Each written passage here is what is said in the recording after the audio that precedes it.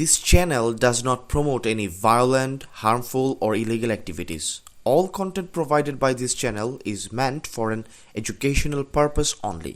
গত 18 এপ্রিল প্রধানমন্ত্রীর কার্যালয়ে আয়োজিত এক সংবাদ সম্মেলনে প্রধানমন্ত্রীর প্রেস সচিব আবু আবদুল্লাহ এম সালেহ দাবি করেছেন, গত 2 মাসে বর্তমান সরকার জনগণের আস্থা অর্জন করতে সক্ষম হয়েছে। তার মতে জনগণের এই আস্থা পুনরুদ্ধারই সরকারের গত 60 দিনের সবচেয়ে বড় সাফল্য। প্রেস সচিব প্রধানমন্ত্রী তারেক রহমানের নেতৃত্ব এবং জনকল্যাণমুখী পদক্ষেপের উপর জনগণের গভীর বিশ্বাস তৈরি হয়েছে জানালেও বাস্তব চিত্র তার উল্টো। এবার আসা যাক সেই বিশ্লেষণে। আন্তর্জাতিক বাজারে অস্থিরতা এবং মধ্যপ্রাচ্যে চলমান সংঘাতের দোহাই দিয়ে বাংলাদেশে আবারও জ্বালানি তেল ও গ্যাসের দাম রেকর্ড পরিমাণে বাড়িয়েছে সরকার। গত 19 এপ্রিল 2026 থেকে কার্যকর হওয়া এই নতুন মূল্য বৃদ্ধির ফলে ডিজেল, পেট্রোল, অকটেন ও এলপিজির দাম সর্বোচ্চ পর্যায়ে পৌঁছেছে, যা সাধারণ মানুষের জীবনযাত্রায় অসহনীয় নাভিশ্বাস তৈরি করেছে। সর্বশেষ ঘোষণা অনুযায়ী অকটেনের দাম লিটার প্রতি 20 টাকা বেড়ে 140 টাকা, পেট্রোল 19 টাকা বেড়ে 135 টাকা এবং ডিজেল 15 টাকা বেড়ে 115 টাকা হয়েছে। বাড়তি দামেও চাহিদা অনুযায়ী পাওয়া যাচ্ছে না ডিজেল, পেট্রোল, অকটেন। রাজধানী ঢাকা সহ দেশের বিভিন্ন স্থানের পেট্রোল পাম্পগুলোতে যানবাহনের লাইন দীর্ঘ থেকে দীর্ঘতর হচ্ছে। বাড়ানো হয়েছে এলপিজি গ্যাস সিলিন্ডারের দাম। এপ্রিলের শুরুতে 1 লাফে 387 টাকা বাড়ানোর পর 20 এপ্রিল ফের 12 কেজি সিলিন্ডারে 212 টাকা দাম বাড়ানো হয়েছে। অর্থাৎ 20 দিনের ব্যবধানে 599 টাকা দাম বাড়ানো হয়েছে। সরকার 12 কেজি প্রতি সিলিন্ডারের সুনির্দিষ্ট দাম নির্ধারণ করলেও কোথাও এই দামে গ্যাস সিলিন্ডার বিক্রি হচ্ছে না। 12 কেজির একটি এলপি গ্যাসের সিলিন্ডারের জন্য গ্রাহকদের গুনতে হচ্ছে 2200 থেকে 2500 টাকা পর্যন্ত।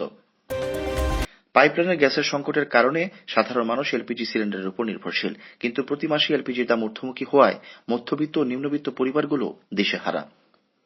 এছাড়া বাড়ানো হয়েছে যানবাহনে ব্যবহৃত এলপিজি বা অটো গ্যাসের দাম। লিটার প্রতি 79.77 টাকা থেকে বাড়িয়ে 89.90 টাকা করা হয়েছে। ফলে যারা এতদিন অকটেনের দাম বেশি হওয়ায় এলপিজি গ্যাসের প্রাইভেট গাড়ি চালাতেন, তাদের উপর বড় ধরনের চাপ তৈরি হয়েছে। গ্যাসের তীব্র ঘাটতি এবং তেলের মূল্য বৃদ্ধির কারণে বিদ্যুৎ উৎপাদন সক্ষমতা কমে গেছে, যার ফলে গ্রামাঞ্চল ছাড়িয়ে রাজধানী ঢাকাতেও লোডশেডিং এর তীব্রতা বেড়েছে। এতে জনজীবনে চরম অসন্তোষ রয়েছে। দেশের বাজারে ডিজেল, পেট্রোল, অকটেন সহ জ্বালানি তেল এবং এলপিজি ও এলএনজির অস্বাভাবিক মূল্যবৃদ্ধি সাধারণ মানুষের জীবনযাত্রায় এক ভয়াবহ সংকট তৈরি করেছে। দৈনন্দিন যাতায়াত থেকে শুরু করে নিত্যপণ্যের বাজার সবখানে এখন আগুনের আঁচ। ট্রাক ও কাভার্ড ভ্যানের ক্ষেত্রে ভাড়া বেড়ে যাওয়ায় চাল, ডাল, সবজি সহ প্রতিটি পণ্যের দাম এখন সাধারণের নাগালের বাইরে। এই বাড়তি ব্যয়ের বোঝা বইতে গিয়ে সাধারণ মানুষের দেয়ালে পিঠ ঠেকে গেছে, যা রূপ নিচ্ছে সরকার বিরোধী তীব্র অসন্তোষে। জ্বালানির মূল্য বৃদ্ধি ও সংকট এখন আর কেবল অর্থনৈতিক ইস্যু নয়, এটি একটি মানবিক সংকটের রূপ নিয়েছে।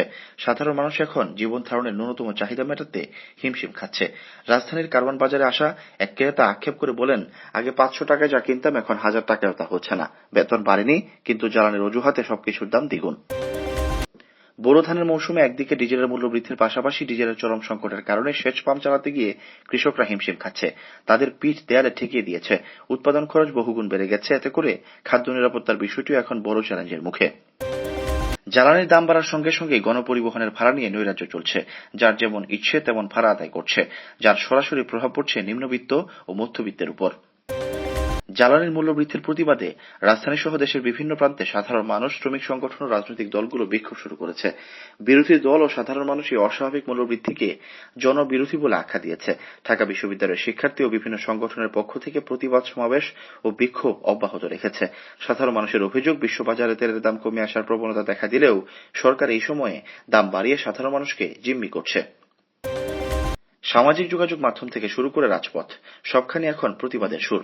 বিশ্লেষকদের মতে মুদ্রাস্ফীতির এই সময় জ্বালানির দাম কমানোর কোনো কার্যকর পদক্ষেপ না নিলে জনরোষ আরো তীব্র আকার ধারণ করতে পারে।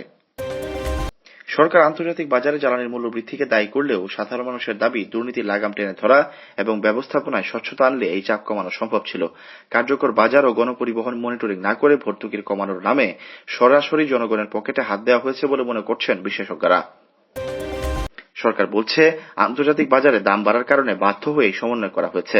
বিদ্যুৎ ও জ্বালানি মন্ত্রী ইকবাল হাসান মাহমুদ টুকু দাবি করেছেন, বিশ্ববাজারে দাম দ্বিগুণ হলেও বাংলাদেশে সামান্য বাড়ানো হয়েছে। তবে জ্বালানি বিশেষজ্ঞ ডক্টর এম তামিম বলেন, পরিকল্পিত লোডশেডিং এবং সঠিক ব্যবস্থাপনার অভাবে সংকট আরো ঘনীভূত হচ্ছে। এছাড়া আইএমএফ এর ঋণের শর্ত হিসেবে ভর্তুকি তুলে দেওয়ার যে প্রক্রিয়া চলছে তা সাধারণ ভোক্তাদের উপর বড় আঘাত এনেছে। Syed Sakib, BNN news 24। আমার সোনার বাংলা, আমি তোমার